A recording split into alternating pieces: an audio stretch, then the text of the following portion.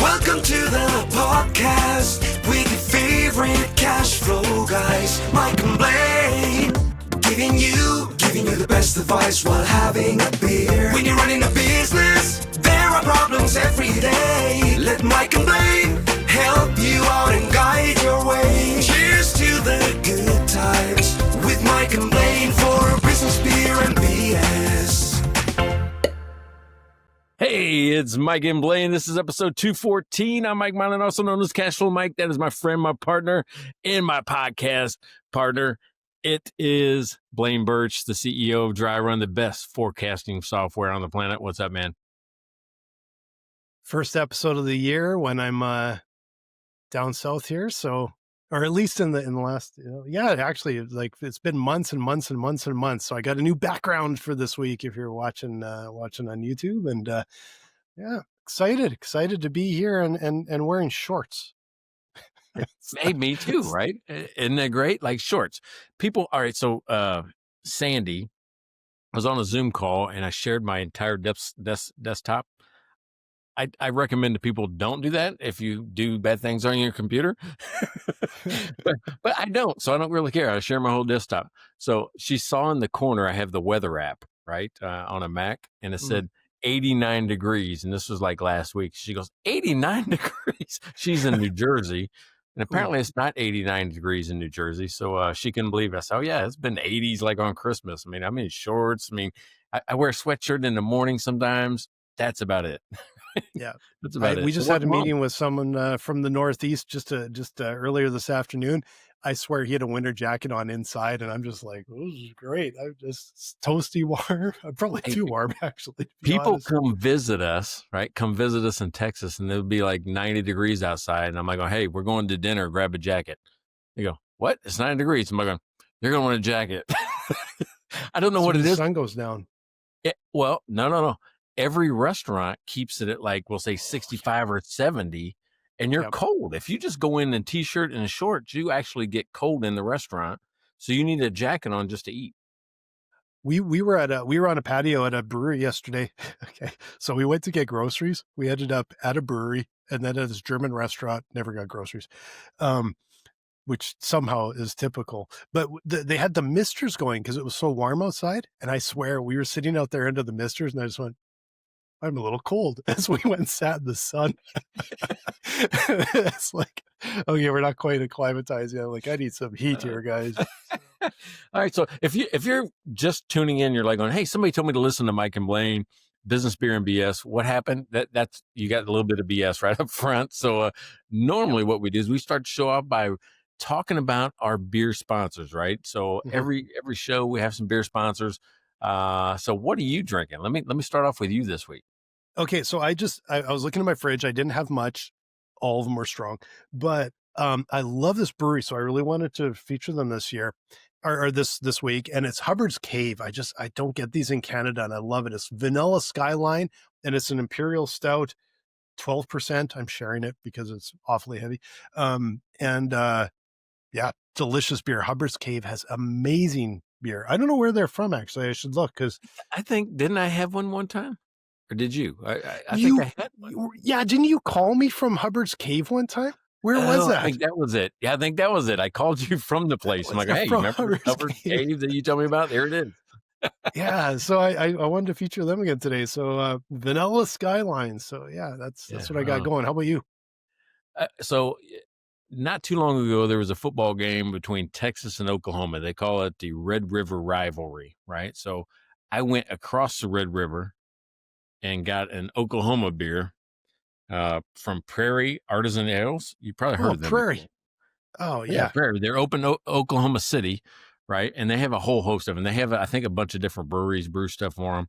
But it's called, and Jeff picked it out. He saw it. He says, you need this one. And this is for you. It's called America, y'all. Because welcome home, Blaine. Welcome home. Well, thank you. I appreciate it. It's nice to be in our southern home. Prairie Artisan Ales. I'm glad you mentioned them. Now I'm just sort of craving a Prairie Bomb. And I don't know if you've ever had their Prairie Bomb is one of their most famous beers. It's an imperial stout, and it has vanilla, chili, So it's got that little bit of bite to it, chocolate and coffee.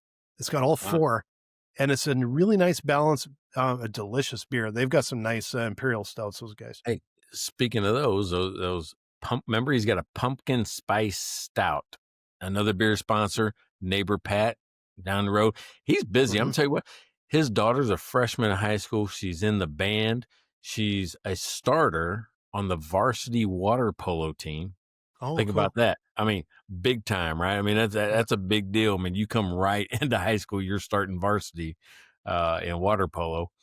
Yeah. But October is probably the worst month for band parents because you are always doing something, preparing for contest after contest after contest. And they take it seriously down here, right? They take it seriously, marching band in Texas, So not only do you got to do football games, you got to do contests on Saturdays. Every weekend is jam packed from October to December, and it's just craziness. So I know I lived it. So I feel for Pat right now. So Pat, maybe you could ask your daughter for some lessons on bags, because if she's playing water polo, she can chuck. So maybe she right. could just do a little coaching for you and help you. Did we just reverse roles? Because here I am giving Pat like some credit, and you're like bagging him. You're dogging on him. I know I feel a little bad, but I'm like, that's a mush ball, and Mike's not taking it, so I'm gonna grab it. I'm like, that's pretty good. I mean, that's an easy one to do. Jeff has seen how bad Pat is in bags. Absolutely, right, Jeff? Yeah, Jeff has seen. Jeff's in the office. If you're like, who the hell's Jeff now? I know Chad. I know Chelsea. Who's Jeff? Jeff's actually a person that's sitting right here next to me. He's my marketing guy. Real life person. He was here and saw me put a whooping, just an ass whipping right on Pat in bags. So, I mean, that's just part of the life. Yeah. So maybe some remedial help. But I mean, Charlie Brown will not kick a football, and Pat will not win a game of bags. All right. So let's, sorry, Pat, but we're just going to move on here. So, hey, so if you, another one of our valuable sponsors, Rachel Barnett from Gentle Frog, if you have a business you're using QBO, go to her YouTube channel at GentleFrog or gentlefrog.com, and she will show you everything you need to know to use QBO. So thanks again, Rachel. Appreciate it. Yep. And one of our cash flow advisors up in Michigan, Karen Hairston, she is an Amazon bestseller. Her book, Stop Growing Broke, Start Growing Profit, is available for sale right now on Amazon. Just go check it out. Karen Hairston through 3S Smart Consulting. 3S Smart Consulting out of Michigan. Go check her out. And finally, Larry Weinstein, the cash flow cowboy in Houston, Texas. If you need a CPA, you got to go talk with Larry, because he's going to get you all straightened out. So thanks again, Larry. Another one of our sponsors all the way through the end of the year. So really appreciate it. Yeah, free plug for Rabison Inc. JeffreyRobertson.com. He is the marketing genius. I have not advertised in a year since I added Jeff.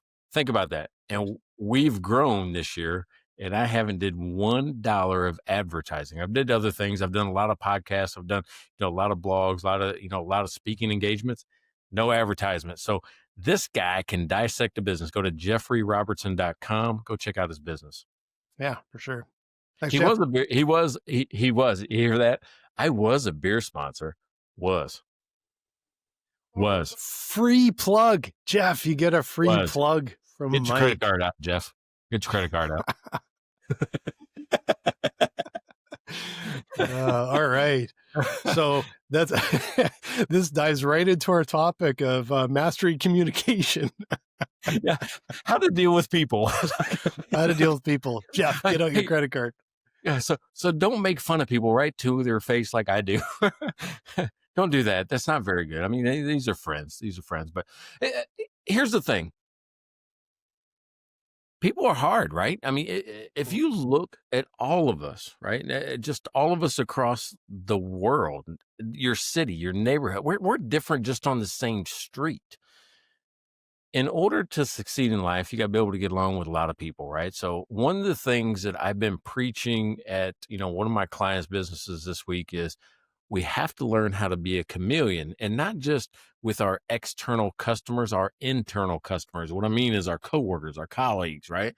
So being a chameleon doesn't mean you lie or hide who you are. It's about matching the style of the other person, right? So you have a better conversation. So that's what I want to Mhm. talk about today is, how to really have a better conversation with other people, either navigate conflict, navigate sales, navigate just work relationships. It doesn't matter.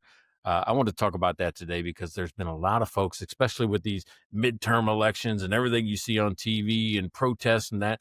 I wanted to talk about just how do we get along, right?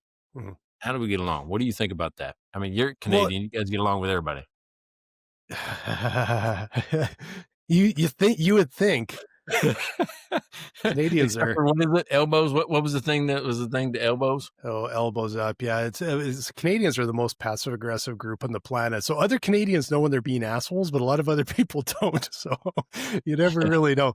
But okay, I like what you said there about being a chameleon, where it's not about being fake or anything like that. It's what it's more about is finding common ground and making them sort of comfortable, and you being comfortable with them, because it's relatable. And when you're talking with other people, there's almost always, you can find something that's interesting, some sort of common ground, and you can feed off of them, right? So if they're, it's about making them comfortable, and being able to have a conversation, not imposing your will, I suppose, right? Yeah. Well, in a lot of my seminars, right, I'll kind of go through this with folks, and people like going are always confused, like going, "Wait a second, you're the math guy." Like going, trust me, if you can't have a conversation about math, then the math doesn't matter, right?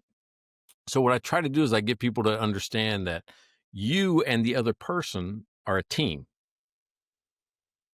The numbers are the bad guy. Right. Yeah. If there's going to be a problem, it's that person's problem, which is the piece of paper. And you and I are a team, and we're talking to that, the numbers. Right. Mhm. But to get there, I can't just start with that because it's too nebulous. And when I say that to people, like, well, what do you mean the numbers are the bad guy? So, well, let's just talk about us. Let's just talk about people first. And when I Mhm. talk about people first, I'm talking about here's the question I ask folks, and it's the hardest damn question to answer in the world, I think. And that's, hey, do you have a best friend? And everybody, 100 people in the room, 100 hands will shoot up. Yes, I got a best friend. And then I say, why is that person your best friend? And everybody goes, oh, well, it's a hard question to answer. Like, why that one? Like, oh, I don't know. I found that one. That's my person right there. But why is that your person?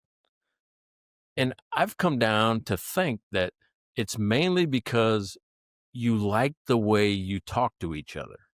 There's a style that you tend to fall into. I think one of the reasons why you and I became friends so fast is that our style of talking to each other just kind of blends. It's like a mix Mhm. of like easy to conversate on Yeah. any topic. I mean, every week we have zero advanced knowledge of what we're going to talk about, and we could talk for an hour.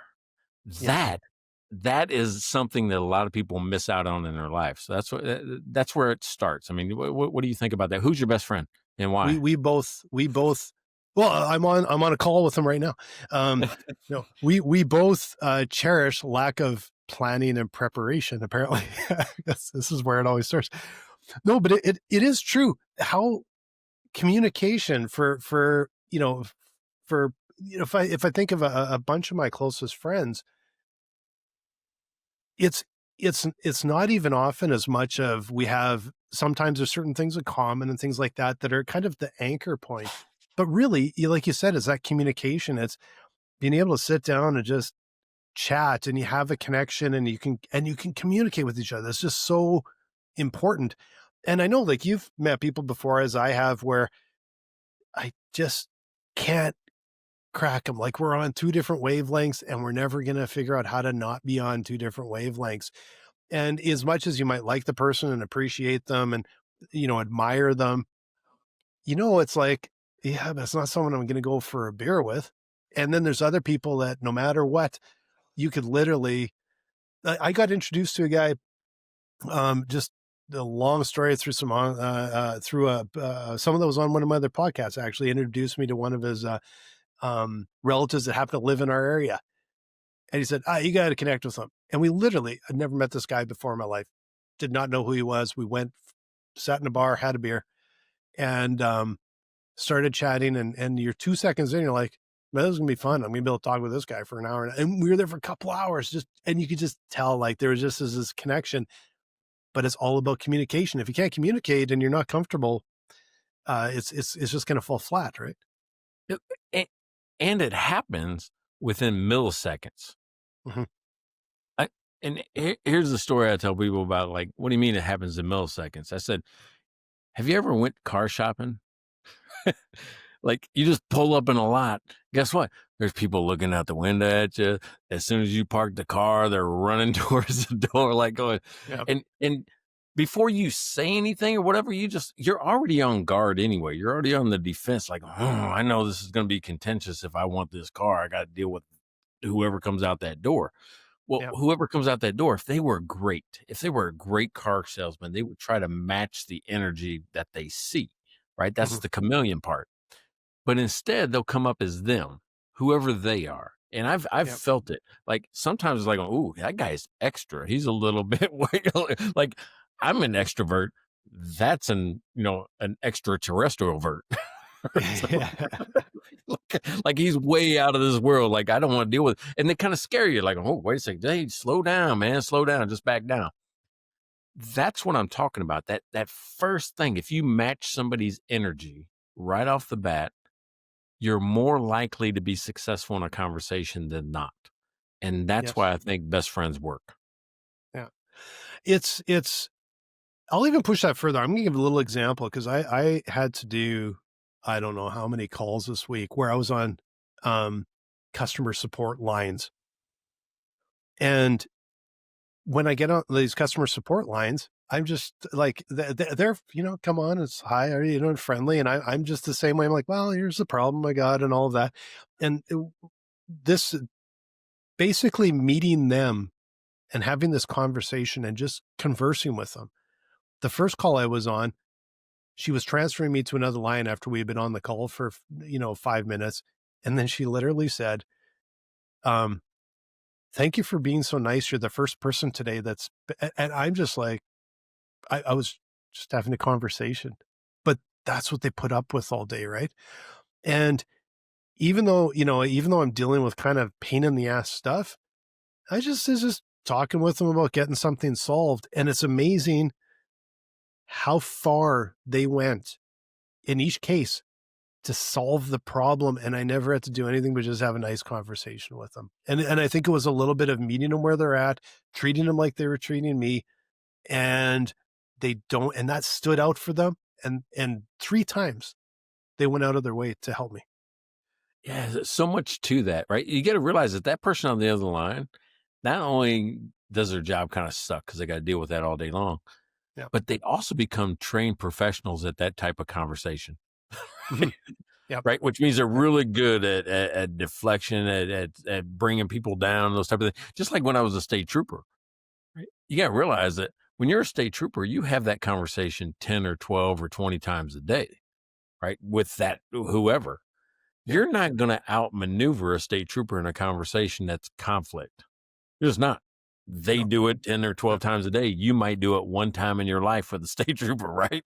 It's one of those things, right? It's just like and believe it or not, I'm not a small type of person, but in the highway patrol, I think I was on the very low end of the scale of how big people are. Yeah. So I was considered a small state trooper in Missouri, right? Like I think I just barely made at that point in time. We had a height minimum, and it was 6 foot. If you weren't 6 foot or taller, Wow. you couldn't be a state trooper. Dude, I'm right at the limit.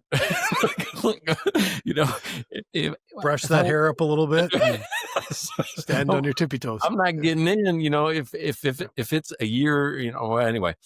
But here's the thing. We had guys that were 6'6", 6'7", 6'5". I mean, all these. I'm considered small at that point in time as a state trooper. Well, what happens is that most people are going, "Oh, I think I can whip the little one." Right? Am I going? Wait a second. You're thinking about this the wrong way. Everybody thinks they can whip the little one. I probably fight 10 times more than the big one. I probably do this a lot more than you do, right? Because we have to do it all the time.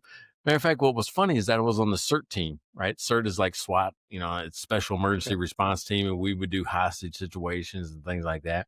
We had a guy that was 6'7". Matter of fact, he was so tall, they had to take his seat out of the patrol car and bolt it back to a different place. Oh, Nobody man. else could use his car for anything because you couldn't reach the pedals. So one time, there was 2 stories I could tell about the guy. One time there was this guy that just wouldn't get out of his semi truck. And you know how tall semi trucks are, Yep. he goes over and just starts talking to him. And the guy's yelling at him out the window, says, and furthermore, I want you to get your ass off the side of my truck. I don't want you standing on my truck. The guy looks at him and says, I'm not. he was standing on the ground looking in, where me, I would have had to get up on the on the truck to look in. No, he was standing on the ground just looking at him. Another time, to be funny, he yells at a guy that we have kind of pinned down. He goes, "Hey, you better come out because I'm one of the little ones." Nice. He's like 6'7". He's a bodybuilder, right? This guy goes to bodybuilding competitions. Think Ooh, about a man. 6'7" bodybuilder. Yep. First of all, whoever fights him? I don't think he got in one fight his whole life. Who fights him? The 6 foot, 200-pound guy. Guess who fights him? Everybody. Like, here's a regular dude. So it says every Friday night. I call it Friday night fight night. But I think the other side of that is, no matter how big the person, I'm sure those communication skills and all that training is probably like, that's what kept you out of trouble most of the time, eh? You know what? I mean, it's like that new book I wrote, right? Don't Tell Me What to Do. The basis of that started, right? The whole foundation of me being able to talk to people on the side of the road was, my philosophy is, I would rather talk to you for 30 minutes than fight you for 3. Because if you've ever been in a 3-minute fight, it's a long time, right? It just seems like it goes on forever. Well, 30 minutes, we use this technique called verbal judo, right? Verbal judo is really about de-escalation. It's about deflection. You use words like, hey, I understand that, but I appreciate that, but, right? It's stuff like that. If you notice the pattern there is, I understand that, which means, hey, I'm listening to you. I'm here, but you're still going to jail, or something like that. It's not that harsh, but you kind of get the gist. The verbal judo is about moving a person back to a de-escalated situation. Mm-hmm. I think it's what came to mind when you were talking about this. It got me totally sidetracked, because I remember this was 30 years ago, maybe not quite 30, 25 years ago. We had a client, and it was in government, and it was an awful client. It was just the one, I think out of my entire career, it was one of the clients we actually ended up firing. But what bothered me is, we were going and we were trying to resolve a problem with these guys because the scope creep was beyond belief. And he was doing that active listening on me. And I got to tell you, it is infuriating. It's annoying. And he's like, I hear you're saying this. And I'm like, he's not solving it. He's not solving it. And then finally, I don't remember my exact words, but because as much as I like to just talk with people on the same, and I'm much better now just keeping a really level head, I don't shy away from confrontation. It doesn't bother me. And at some point I said something along the lines of, and if you do any more active listening with me, I don't remember what I said, but I shut it down, because I was like, you're not coming up with an answer. You're just repeating the same bullshit back. Like, you're repeating my question back to me. I hear you say this. Yeah, give me an answer. Yeah. It got so infuriating. So it was one of my, I think he'd been trained in it, but I'm like, you got to answer at some point. So that was one of my, that's like scripted. That's like scripted conversations, and I hate those too. Right? Mm-hmm. Like, there's this one, I don't know how I pick up on it every time, but there's this thing called Sandler training, right? Sandler sales training, and it's like a specific script. And as soon as I hear people do it, I get pissed. I'm like, hey, don't be using that Sandler shit on me. I'm like, I'm just a regular person. Because it starts out, all of them start out this way. They got this acronym called ATON, ATON. And it's like, what the agenda is, how much time we got. Then the ON, right? So ATON is obviously and naturally. So when I see those things in the same order, I'm like, don't be doing that shit with me, right? Because I don't like it, because Yeah. I know exactly what he's going to do next. Well, obviously and naturally are, hey, obviously you're going to have some questions for me and what I do and things like that. And naturally, I'm going to have some questions for you as well. And it sounds like regular conversation, but when you've heard it like 16 times from every person that you ever talk to, you're like going, no, talk to me like I'm a person. Don't be scripting me like that, because I don't play that game. Yeah, no, and that's a good point, because especially now, I think more than ever, there's a lot of systems, and you have to be able to learn from it and understand it, but the system should never be, it should not guide a conversation. Like, it should not be a script in a conversation. I just don't, the outline makes sense.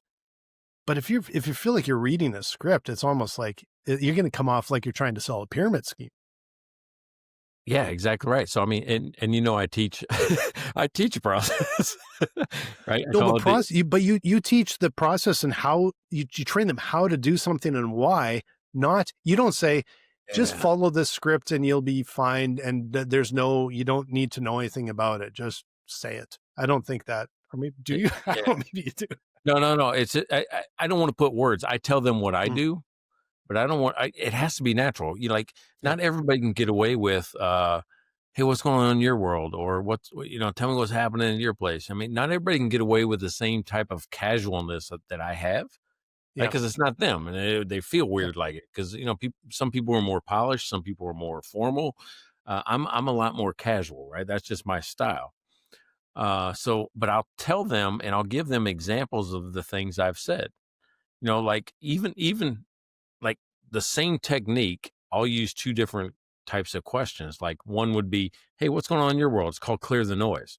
Clear the noise is just letting somebody, whatever's on their mind. Everybody that comes to a meeting has something on their mind. Let's just get it all on the table right off the bat, Mhm. because then we can get to the real meat of the meeting.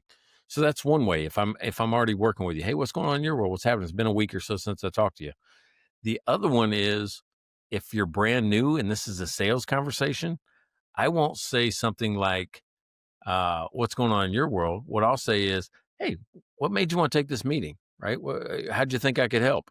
It's the same question. It's just Mhm. open ended enough to let them talk up front and get it off their back. Somebody's ringing the doorbell, so Jeff was going to check on it, I guess. Thanks, So, Jeff.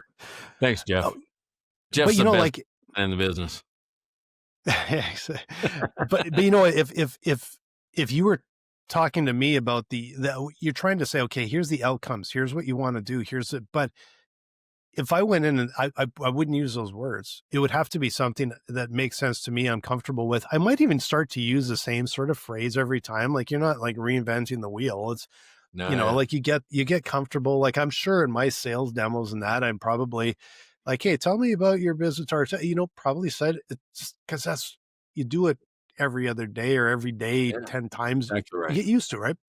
But you got to But it's figure out not a what script. works You for don't feel like you. you're reading a script. You're not memorizing something and doing it. Exactly. My Yep. techniques are, I do clear the noise, and if I can't find the burning issue, which is the problem they're having, I'll move to the explorer, which is just a different way to ask the questions, which is like, tell me more about that, or can you say that differently? I do have a planned conversation, but it's not scripted. Mhm. Yeah. Yeah. And like, if you and I planned for for a meeting, for, let's say, a sales call or something, we had kind of an outcomes, like, here's, and then we have outlines for our different, like, for our sales calls or demos, for our needs assessments, for, like, we have outlines for all this stuff, because you want to make sure you're staying on point. You're not forgetting something. But if you and I went in and we could have the same sort of outline, the same sort of goals, we need to learn about this, understand this, and communicate this with a prospect or whatever, we would go in and they would have two completely different experiences, because even if we both went in and we're really comfortable with them, but it's the way we talk, mannerisms, how we bounce things off of them, how you crack through. Like, that's one of the things I'm always trying to do, is you're trying to crack a little bit, like, um, It's not about, don't just walk in and like, hey, let me tell you a joke. But if there's something that can be a little bit lighthearted, something common ground, something like that, if you can get someone to kind of laugh a little bit, you're like, yeah, okay, you've just taken 10 steps forward, because there's a bit of a personal connection, a bit of an emotional connection. It's not just that wall of show me what you've got, right? But everyone does it in a different way. Ooh. I have a personal challenge. If you're the type of company out there with a bunch of financial data you can't make sense of, I challenge you to contact Blaine and have him show you a demo of Dry Run. And just see what type of prospect it is, or what type of process he uses. Go check out Dry Run, go on a demo, and force him, say, I heard you on Mike and Blaine, show me the demo. What would you do if they did that? Well, first of all, I'm going to learn about you, learn about your business, and then I'm going to walk you through a demo of Dry Run and tell you what we can offer, what kind of value we can bring to your business to help you clarify where you're headed with your management team, so that they can see something, they can understand, they can draw those insights and actually take action in the business. But we're also going to save you a ton of time and bring a much higher level of accuracy to your forecast. Now, the biggest thing I want to mention, though, is the more complicated your business, probably the more value we can offer. So if you're coming in and you've got multiple entities, you've got multiple locations, you've got multiple currencies you're dealing with, a bunch of people are all dealing with this, and you got to figure out your cash flow and where you're headed, that's where we can really help. So if you are head of a finance team or on a finance team and you guys are buried in spreadsheets, to deal with your cash flow, deal with your scenario modeling, deal with your forecasting, just come and visit us at dryrun.com, and we would love to demo it for you. And you can tell Mike how good or how bad our demo is. There you go. Hey, and there's probably some of you listen to this this podcast and says, that sounded like it was an ad right in the middle of the conversation. You're right. That was our mid-roll ad, and you and your company could be next, right? We could talk about you in the same way, blend it right into the conversation, and make you feel like you're a special part of what's happening in our podcast any given day. Contact us at mikeandblaine.com and check out that mid-roll. Yes, because otherwise you're just going to have to keep hearing Mike and I talk about our businesses completely unscripted and unplanned every time. No, but that's all right. That was a different segue. That was a whole different. I was like, oh, good here's segue, something different we can try, huh? Yeah, no, it's nice. It's a good segue. I like your segues. They're always pretty slick. There you go. All right, so I'm of a firm opinion that people buy people, not products. Right. And ever tell you about my buddy that bought a car up in Seattle when I lived up there? No. All right. So where we lived in Bellevue, about 2 miles in any direction, we'll say 3 directions from Bellevue, there was a Ford dealership, and he had a nice car. It was, at the time, the Tesla S500D, whatever. I don't know. I don't even know what they are because I don't have a Tesla. S something D. What are they? I don't know. All right. I don't know. I just know what they look like. At the time, it was really nice. And he goes, man, I just don't want to drive this to work every day. I'm going to go get a commuter car. Right. So he wants to get a Ford. What's those little piece of shit cars? What is it? A little car? I don't know. No, it's not a piece of shit car. Sorry. It's just like, I don't know what it is. The reason I say that is because of the nickname he gave it. So he went to all 3 of these dealerships. And believe it or not, he could get the same car for the same price, the same features. Everything was the same. How do you choose who to buy from? If the same product at the same price is at 3 different locations, how do you choose? Well, it's the person you like, believe it or not. Yeah.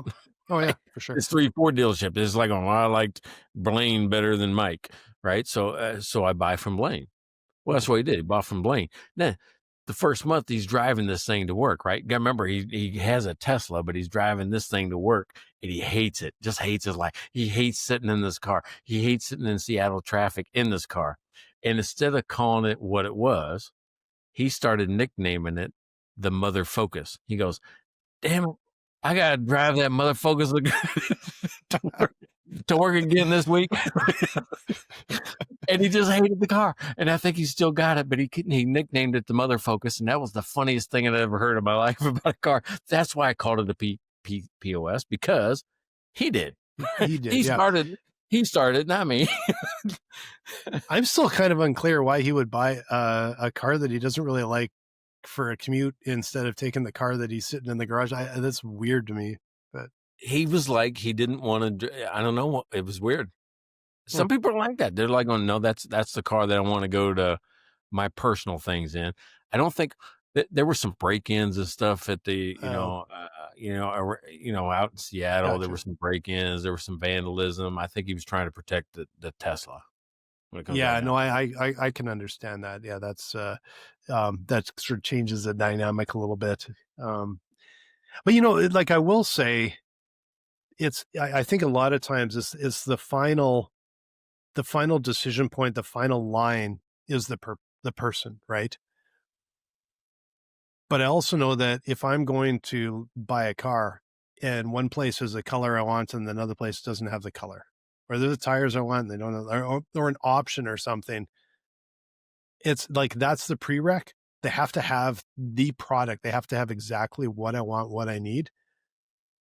And then it's people. Then it's all people, right? Yeah, we all kind of do that. I even will pay more for the right person. Yeah. Believe it or not, right? Yeah. Like, I'm sitting at this new built-in cab. You haven't seen it yet, but it's a Jeff. What do you think? It's nice, right? So it's nice. It was not the lowest bid. I did not buy this on the lowest bid. Why?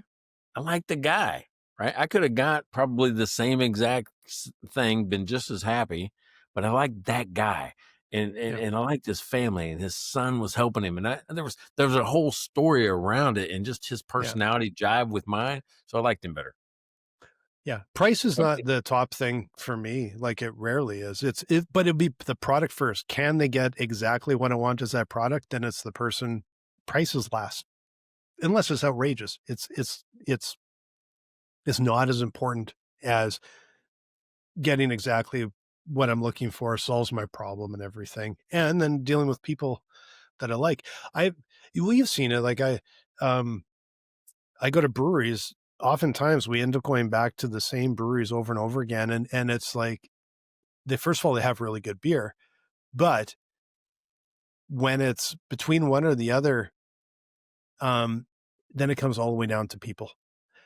I go back to the same places where the staff, they're so friendly and we really like them and they know us, and that we just keep going back to those same places all the time. Restaurants, we do the same thing, but they have a really good product. That's the baseline. But then it's the people that bring you back. It's the people that just puts it over the top every time. Yeah, totally agree. So here's the thing. All right. So have you ever heard of the social styles model? Social styles? Nope. Some people, you've heard of DISC.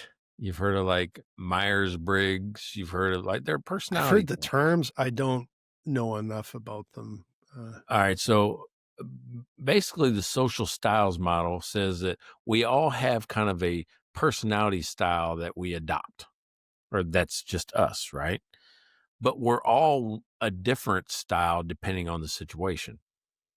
And you really don't know until you really just get to be close to somebody and they become comfortable enough to show you. Like the four styles that are predominant are driver, right? A driver personality. You got an expressive personality. You've got an amiable personality, and you've got an analytical personality. And it's all determined by like task, result, and likes people, doesn't like people, or likes relationships and doesn't really care about relationships, right? That's kind of how it divides. And there's 4 quadrants, and we all kind of fall into one of these at some point in time. Well, these social styles models will tell you that if you look at it on the very right side of the graph are drivers and expressive personalities. And on the left side of the graph is amiables and analytical personalities. So think left side, right side. really it matches up with left brain, right brain. Some people get that confused. And when I think about the social styles model, it makes sense to me. I'm like, oh, yeah, left brain people versus right brain people. Well, 80% of business owners tend to be more expressive and driver personalities. Like, hey, I need to get this done, or they're excited and good salesmen, those type of things, expressives. Well, that's a right brain type of person. 80% of like bankers and accountants tend to fall on the other side of the equation, which is more analytical, more amiable. Amiable are like just shy, right? Shy, like kind of reserved, those type of folks. Yep. Well, think about that conversation, how hard it is for those two people to really have a conversation and talk. Yeah. Because, the business owners all amped up, like going, hey, I got this great idea. I want to get it off the ground. What can you do to help me? And then the banker goes, I'm going to need to see all your tax returns and your balance sheets and stuff like that. And it goes, hey, don't worry about that, right? But you can see the difference right there between a ramped up, high strung, ready to get shit done type of person, and then the banker that just wants to just check boxes. Like, I need these things to get my job done. Yeah. When I say be a chameleon, I want to wrap it back to that, right? This is a call back to the beginning. When I say be a chameleon, what if the banker responded like this to somebody that says, hey, I got this big project. I need it off the ground. I need some money to get it done. And then the banker goes, dude, I've seen you do it before. You've been a great customer of ours. I just need some balance sheets, some tax returns and all that to get it done. When I say be a chameleon, I'm not saying don't do your job. I'm not saying change who you are. I'm saying change the way the energy, right? Yeah. Yeah. Of somebody. So that's what I'm talking about. But you have to determine that within the first few seconds of what type of energy is that guy giving me right now, or girl. Yeah. One that they're so opposite. Like I always say, like a business owner, it's a squirrel with a cowboy hat. Because it's like a cowboy, it's a squirrel. Depends on the day. It is probably not. It's not going to be very reserved generally, and Yeah. So Jeff has this disc. He does disc, but it's based on birds, right? It's based on birds. Did you hear that? Eagle, parrot, dove, owl. So DISC. Here, jump in here and tell him. Yeah. So DISC, Blaine, is defined on the. I look good on camera. It's defined. He doesn't look good on camera. But it adds to my accent, Blaine. I don't know. Speak up. So on my scale, DISC becomes eagle, parrot, dove, owl. And so it's very relatable to the point where it spoke to old Jeff, and because I didn't understand a lot of those different models. And to speak to what Mike is saying, if you can, and I teach cues to where you can pick up on the first few seconds of interacting. Blaine walks in and he's like, "Hey, how you doing? You're really to the point, to the business. I don't have a lot of time to really engage. I know you're blunt, just so you're probably more D or English. But the whole goal when it's done with the training I do is to be able to communicate with the person you're talking to how they need to be talked to, not how you want to talk to them. And then when you apply it to your teams, Blaine, is you can always have too many D's or Eagles in one area, and then nothing's getting done because they're all alphas, they're all strong-minded, they're all beating their heads. If you got too many I's, or in my world, parrots, they're just sitting around talking. They're not getting anything done because they're talking about everything. So the model helps you balance out your teams as well. So I enjoy talking about it all the time. So, and nice. He said nothing about how to tone down that accent. It's a Texas microphone. Yeah, he thinks it's the filter. He thinks it's the Texas filter on here. No, that's Virginia right there. That's they didn't lose the accent. I don't remember James Madison having a damn accent. Somehow they got one. Someone made it up. Grew from there. Yeah, I don't know. Somebody moved from Alabama up that way, I guess, and brought it with them.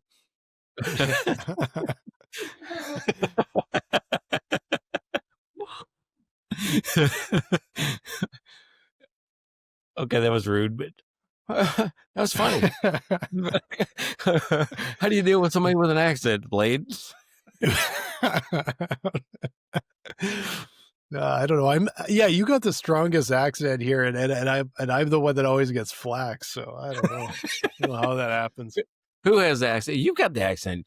I don't mispronounce words like progress and process. Depends what side of the border you're on, I guess. But Or a boot. a boot, yeah, it's a boot A time. boot. And sorry. How do you do that? Sorry. Depends what you're trying to say. Oh, that's right. You told me that was an insult. Well, Could it can be. be. Oh, well, thank you can actually be an insult too. Like, because it could be like, it could be a thank. A lot of people just play thanks, and then thank you. And I'd say, fuck you. There's different types. That tell you gotta hear about the how the border subtleties. guards that tell you about how the border guards in Canada switched from English to French, and I knew we were in trouble. Like, oh, we better be quiet. Time to be quiet. We don't know what to say anymore. Yeah, they can tell they know. Oh, that sounds like a Texas accent. I don't think they speak French. Yeah, they got to be careful with that because we're too close to New Orleans, and that French Creole Cajun down there. There's some folks that can pick up on it. Yeah, never know. Careful that you can't judge that one. Can't judge. Now with me, they're like going, that guy doesn't know French. Yeah, He's going to know Spanish because he's from San Antonio. yeah, exactly. He knows cerveza and Yeah. So what I guess what I was going with the social styles model was being able to pick up pretty instantly, because if you're a driver, right? Somebody's not afraid of conflict, somebody that's not afraid to make quick decisions, just wants things done, and you're working with somebody that is amiable. Amiable is like the person that like loves to go to the networking events, but likes to sit kind of in the back or, kind of off to the side, listen, be there, be engaged, but not really engage. You know what I mean?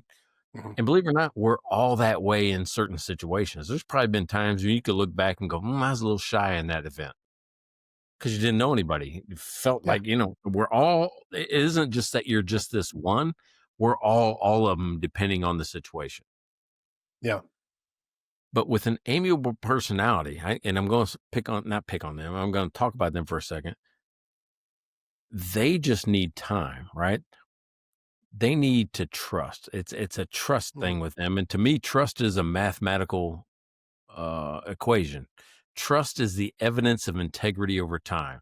The more often you do what you say you're going to do, or you're in the place you're supposed to be, I trust you, right? Because you're doing the thing. Oh, yeah. Every time he says it, it comes true. So I trust you. And then when an amiable personality, if that's dominant when you meet them, over time, you'll see a different personality because they start to trust you and to become more confident. Right. Mhm. And yeah. Well, and that's the number one reason they say build trust. You're not just automatically given or trust, or you don't offer trust immediately. You have to build trust. You build trust through relationship. You build relationship by having some sort of comfortable communication, right? It's I understand about like the it helps a little bit to understand the different sort of personality types, but I don't put a lot of stock in that, to be honest, because I think people are better at just intuitively picking up instantly what a person is about, and kind of like working to make them comfortable, because like you said, all four of those quadrants, at some point you're going to be in one of those quadrants. You might live in one of them way more often than the others, but it depends on the circumstances to, make a big difference there too. Yeah, I mean, exactly right. I mean, it's one of those things where, let's go back to trust for a second, because I like what you said about, hey, because it can be broken and it's hard to get back, right? Mhm. I'm going to use one of my daughters as an example, right? When she was 16, 17, you know how you start to give them a little freedom, let them go. Well, we're living in Seattle, and she wants to go over to Ashley's house. Ashley lives a couple blocks away. All right, no worries. I mean, you're 16, 17 years old. Ashley's, we're not on major highways and things like that.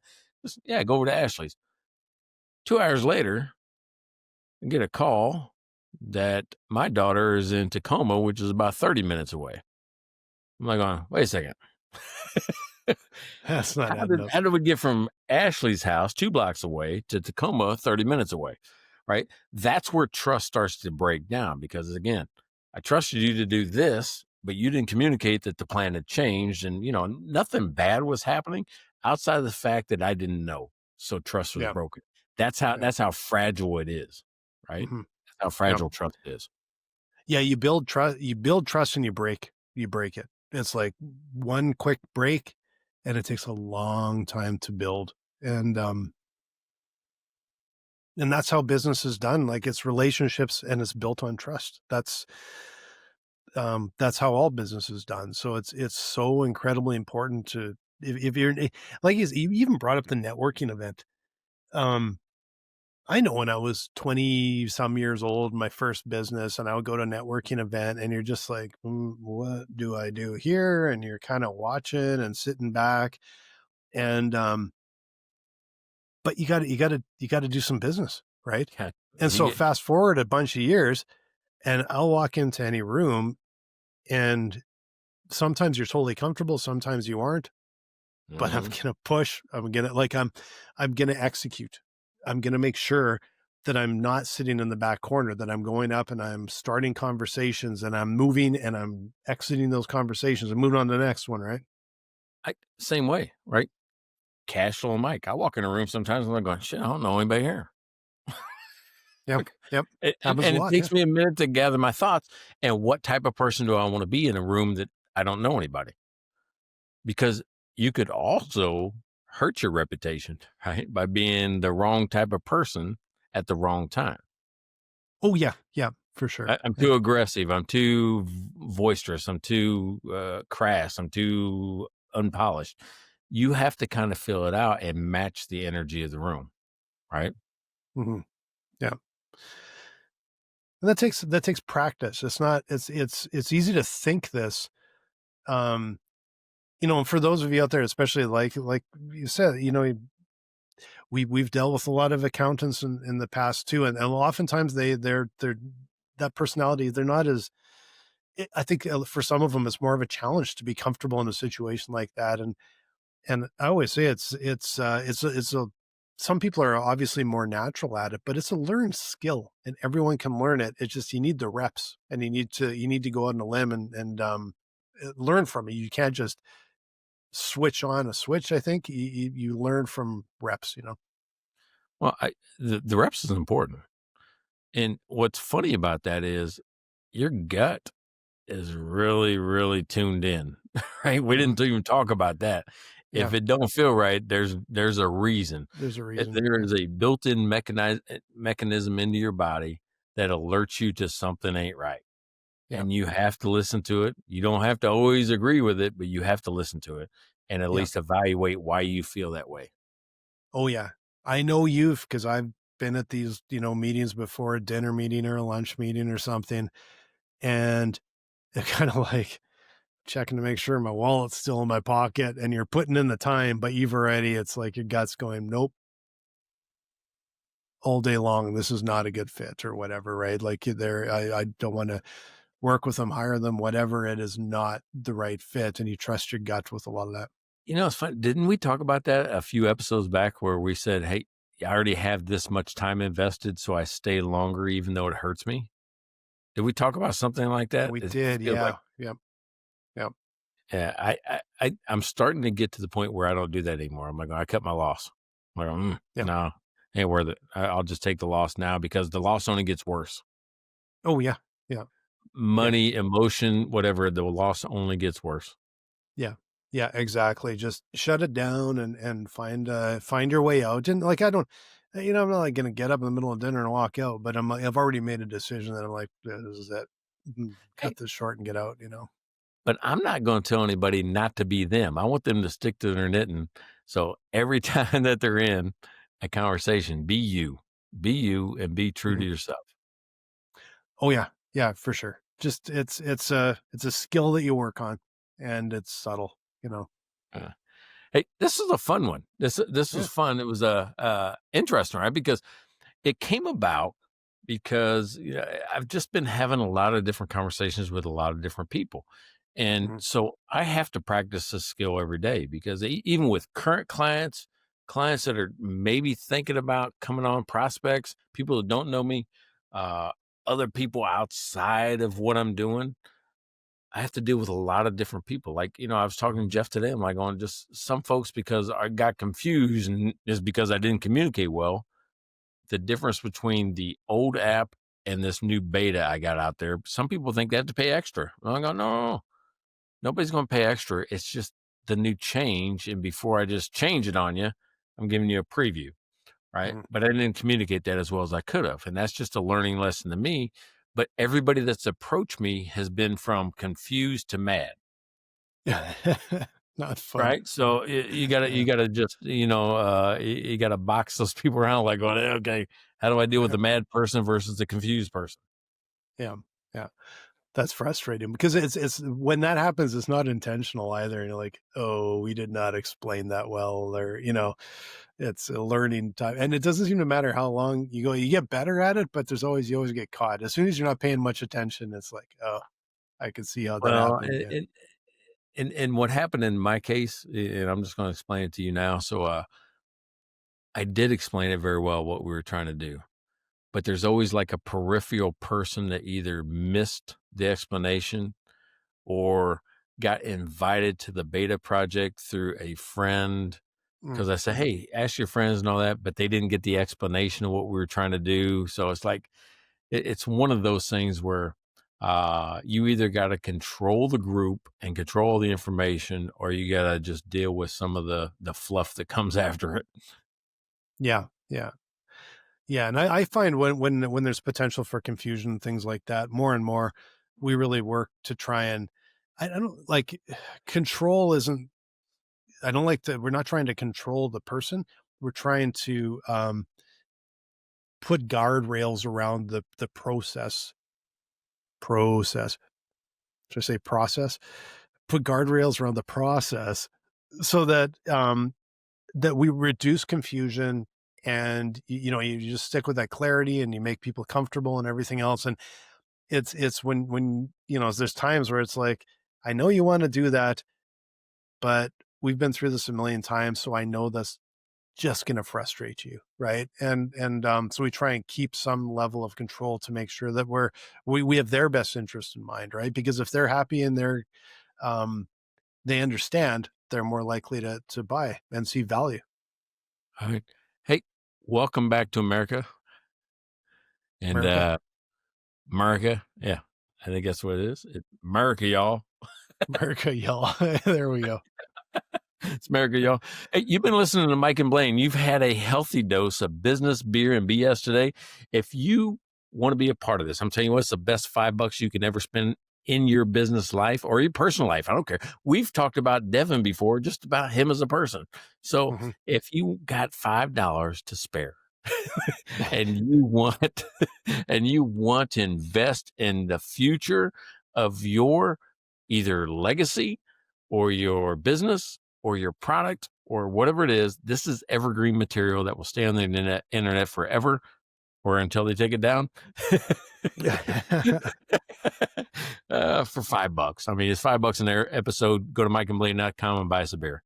Yeah, buy us a beer. You can even buy multiple episodes. We've had people lots of times buy through the entire year. Feel free. But also, please like, subscribe, and follow so you don't miss an episode. We'll be back next week. It's Wednesday today, which is weird. We're usually, if we're streaming live, you're listening, we're usually on Thursday, Wednesday this week. But definitely make sure you subscribe and catch every episode. Check out their website at mikeandblaine.com. Then subscribe to the podcast and buy these guys a beer.